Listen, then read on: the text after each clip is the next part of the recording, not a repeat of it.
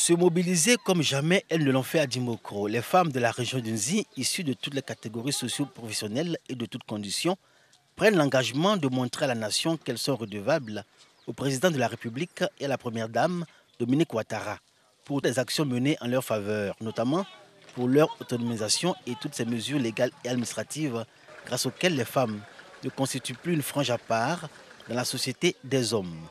Comme indicateur de leur capacité à se mobiliser, la rencontre à l'amphithéâtre de l'Institut Fama Dimokro, à l'appel de la ministre Bakayoko Ramata et du député Séraphin Yao en charge de la mobilisation des populations dans le cadre de la visite d'État du président Alassane Ouattara dans la région d'Unzi. Au-delà de la mobilisation, de nombreuses attentes, et elles sont nombreuses. Bakayoko Ramata et Séraphin Yao ont comblé à moitié les attentes des femmes d'Unzi par cette nouvelle qui a soulevé dans l'amphithéâtre un tonnerre d'applaudissements et illuminé le visage de toutes ces femmes. L'arrivée du président de la République et de la première dame, Dominique Ouattara, la ministre de la Femme, de la Famille et de l'Enfant, a indiqué que l'épouse du président de la République se propose de rencontrer à Dimokro toutes les femmes de la région d'Unzi. Une rencontre sur fond de remise de chèques dans le cadre du FAFSI, Fonds d'appui aux femmes de Côte d'Ivoire, distribution de vivres et divers matériels pour soutenir les femmes de cette région dans leurs activités. Un moment de communion, de partage et d'échange dont les femmes mesurent la portée. Je suis rassurée quant à la mobilisation. Déjà, à chaque fois que nous rencontrons les femmes, elles sont toujours mobilisées. Mais aujourd'hui, c'était exceptionnel. Et la joie était à son paroxysme. Elles m'ont dit que je peux dormir tranquille. La rencontre des femmes d'Unzi à l'Institut Fama pour l'annonce de la visite d'État du président de la République dans cette région et de la vie des femmes elles-mêmes, une première à Dimokro.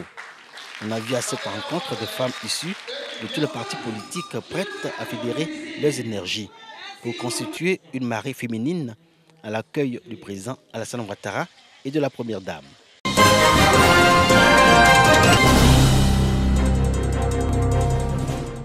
Ils sont environ 50 dirigeants de petites et moyennes entreprises du secteur du tourisme à bénéficier de cette formation. Au menu, les avantages fiscaux accordés aux PME. Par exemple, lorsque vous embauchez un Ivoirien en CDI, vous avez droit à un crédit d'impôt de 1 million de francs CFA.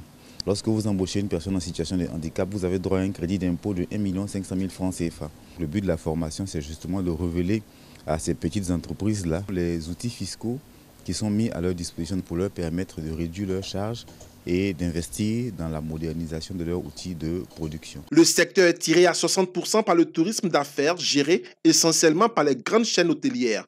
Formés, ces PME pourront redynamiser le tourisme de loisirs.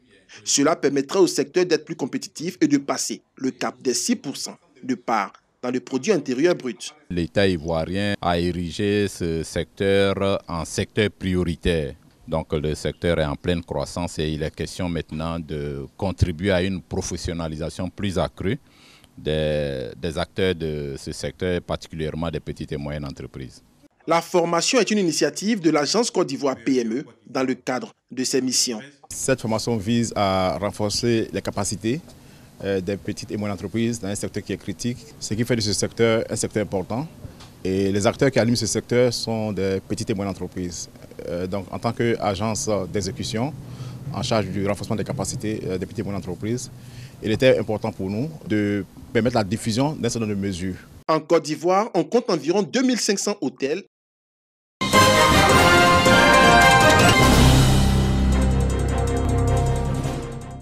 Un seul message au cours de cette caravane des jeunes de Yopougon, Niango Nord. Sensibiliser sur l'importance de la paix. La paix est une denrée assez importante qu'il faut consommer sans modération.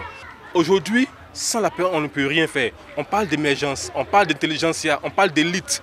Mais sans la paix, on n'aura pas d'élite, on n'aura pas d'intelligentsia, on n'aura rien. Échange avec Dame Soulé Marceline avant de poursuivre la stratégie du porte-à-porte. Sans la paix, nous ne pouvons pas évoluer. Sans la paix, on ne peut pas poser d'actes positifs. Il nous faut forcément cette paix-là. Cette action dénommée Caravane de la paix vise à faire des habitants de Yopougon des ambassadeurs de la paix. Pour promouvoir les notions de vivre ensemble et de fraternité auprès des plus jeunes, un tournoi de football a été initié. Un rendez-vous sportif Doté du trophée Dambélé Fosseni, directeur général de la RTI, la radiodiffusion télévision ivoirienne. Là où on parle de paix, là où on parle de cohésion sociale, vous savez que le directeur général est prêt à apporter son soutien. Pour la paix, je veux leur dire qu'ils vivent en parfaite cohésion, qu'ils vivent ensemble, que le football qui réunit les uns et les autres continue de rassembler la jeunesse de ce quartier, également les parents que nous avons vus ici. Cette première édition du tournoi de la fraternité a regroupé 24 équipes de Yopougon. Elle a été remportée par l'équipe de Pescara FC sur le score de 4 buts à 3 face à l'équipe de FC Nakata.